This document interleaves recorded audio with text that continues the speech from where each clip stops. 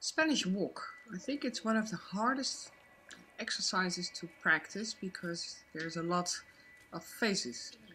First you have to do the movement, then you will have to do the command, and then you have to also ask a horse to keep on moving. And that's why I use the polka walk. It's a few steps normal and then ask one leg to lift.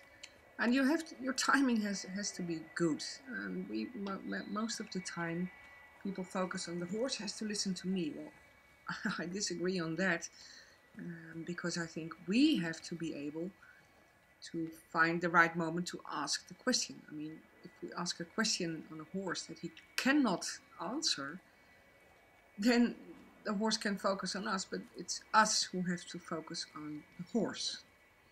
And when I look at myself and see myself back, then I see a few things where I think, well, that could have done better. For instance, I practice in moving faster, moving slower. And I saw that on the short side where I did some steps faster and then I want to stop him again. So I want to focus. I want him to focus on me, but I know that I also have to focus on him.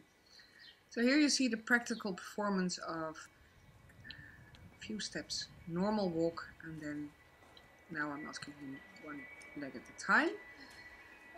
He's very cooperative. He's a very cooperative horse, but his issue was that he could perform a great Spanish movement.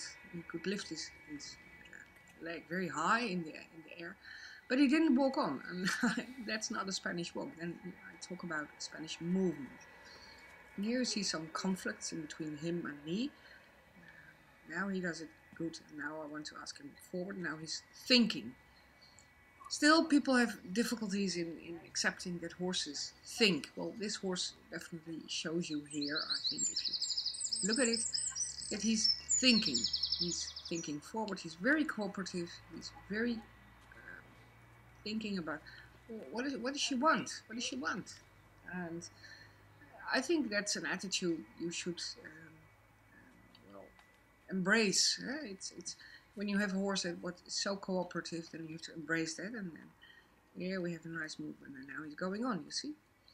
So his issue, his issue was that he could do this movement without walking. Now he expects a reward, and I give him a reward.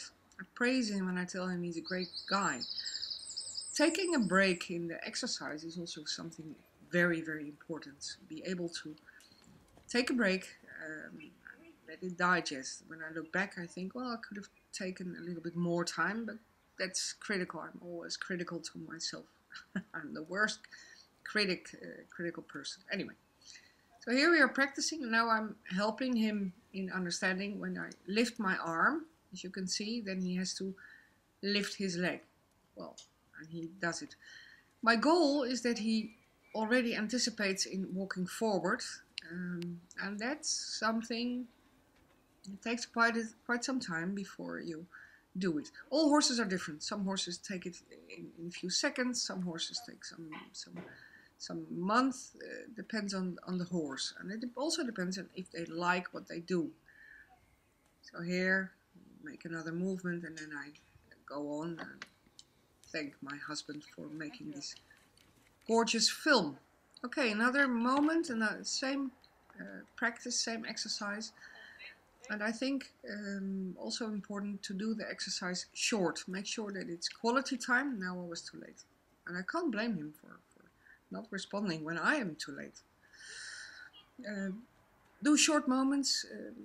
Our horses live at our place, so it's more easy for us for me to just put on a halter and do something. But keep it short. Keep it short. Keep it high quality. Now I'm telling him, hey, come on, go.